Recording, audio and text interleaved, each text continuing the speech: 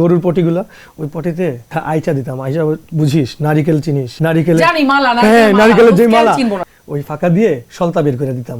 মানে গোবর আর ওটা সব ওটা এটা আমাদের আনন্দ। মাই হ্যাঁ, আর গড, এখানে টি-শার্টে তো লাগছেই, ওর দাঁতের মধ্যে একটা লেয়ার পড়ে গেছে। এখন আমরা কি করি জানিস, 3 থেকে 4 জন আমরা পাহাড়ে যাই। মজার ব্যাপার হচ্ছে যে 4 জন যাই, ওই 4 জন they can do anything everything. তোমার কাছে ওই ঝর্ণার পানি মানে হচ্ছে কি তোমার পুরো পৃথিবী। এখানে যে গতবার আমি একটা স্কুল করছি আমরা বন্ধুরা মিলে। কোথায় স্কুল? এটা লামা থেকে অনেক ভিতরে ঢুকতে হয়, দেওয়ানপাড়া নাম। যখন আমরা ক্লাস 7-8-এ পড়ি তখন তো পুরাই মানে বাচ্চা স্বভাবের, খুবই আনন্দ করতাম। তো আমরা ওয়ালের কর্নারে কর্নারে, আমাদের নরসিংদী আমার জন্মস্থান, নরসিংদীতে বাজির মোড় নামে একটা জায়গা আছে যেখানে শুধু বাজি বিক্রি করে। ঢাকা থেকে মানুষ যে বাজি কিনে নিয়ে আসতো।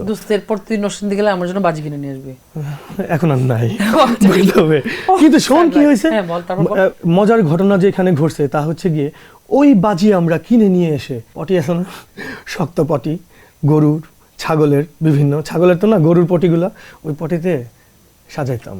সাজাই ওটার মধ্যে আইচা দিতাম। আইচা বুঝিস, নারিকেল চিনিস, নারিকেলের জানি মালা, হ্যাঁ নারিকেলের যে মালা, এটার মাঝখানে একটা ফাঁকা আছে, ওই ফাঁকা দিয়ে সলতা বের করে দিতাম। এটা ব্রাশ করতাম, পটি আর এটা সহ ব্রাশ হইতো। মানে গোবর আর ওটা সব এটা আমাদের আনন্দ। মাই গড, এখানে আমার একটা বন্ধু আছে নাম সজীব, ও পাশে দিয়ে, আমরা তো সবাই দৌড় দিছি, ওর দৌড় দেয় নাই, ও হাসতেছে সুন্দর মতো হয়ে গেছে। টি-শার্টে তো লাগছেই, ওর দাঁতের মধ্যে একটা লেয়ার পড়ে গেছে। এটা হচ্ছে গিয়ে আমার লাইফের বেস্ট ঈদ কালেকশন। মানে ও মাই গড, ক্রেজি, মানে ইটস ক্রেজি। ছোটবেলার ঈদ মানে আসলে ক্রেজি, মানে আমরা কি করি না।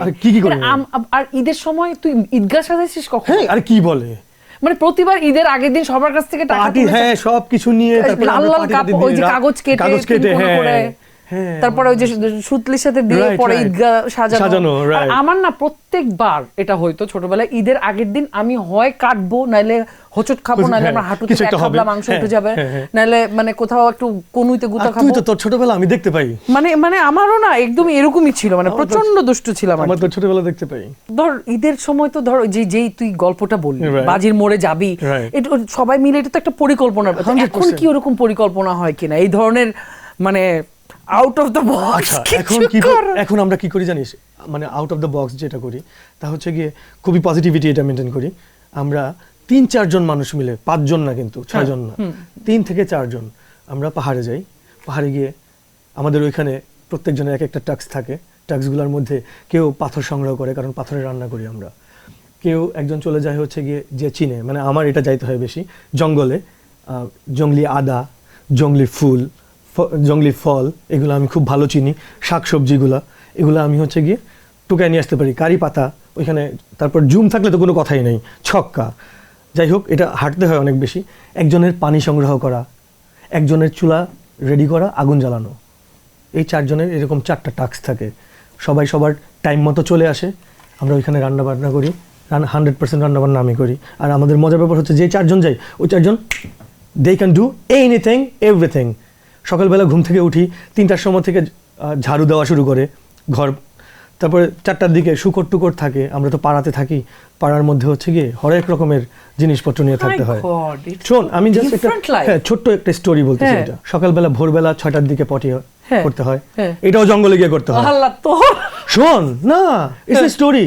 এবং এখানে ঝর্ণার পানি, ওই ঝর্ণার পানি মানে তোমার কাছে ওই ঝর্ণার পানি মানে হচ্ছে কি তোমার পুরা পৃথিবী এখানে। কারণ এই পানি দিয়ে ওরা ঘর দুয়ার, গোসল, খাওয়া সবকিছু, একদম মিনারেল ওয়াটার। একটা পানির মানে একটা জাস্ট গন্ডির মধ্যেই সীমাবদ্ধ তারা। এই পানি যদি বন্ধ হয়ে যায় তাদের সারা জীবনের গল্প শেষ। মানে ওই পাড়াটা জাস্ট আবার অন্য কোনো পাড়ার মধ্যে চলে যাবে যেখানে পানি টানি নতুন পাড়া বানাবে। এই হচ্ছে গিয়ে আমরা ঈদের মধ্যে করি। আর ওদেরকে তো খাওয়াই। এই যে গতবার আমি একটা স্কুল করছি আমরা বন্ধুরা মিলে। কোথায় স্কুল? এটা লামা থেকে অনেক ভিতরে ঢুকতে হয়, দেওয়ানপাড়া নাম। মানে এটা একটা পাহাড়ি পাড়ায় যে তোরা ঢাকা থেকে তোর বন্ধুরা মিলে পাহাড়ি পাড়ায় যে তোরা, এটা বেসিক্যালি আমার বন্ধু মাহবুব, এটার পিছনে ডক্টর মাহবুব, ও এটার মধ্যে বেশি এফোর্ট দিছে। তো আমরা গেলাম ওইখানে, একটা বাচ্চাকে দেখ, পাহাড়ে ঘুরতে গেছি, একটা বাচ্চা 6 মাস ধরে পিঠ পুড়ে গেছে, ওই যে দেখছিলি আমি পোস্ট দিছিলাম।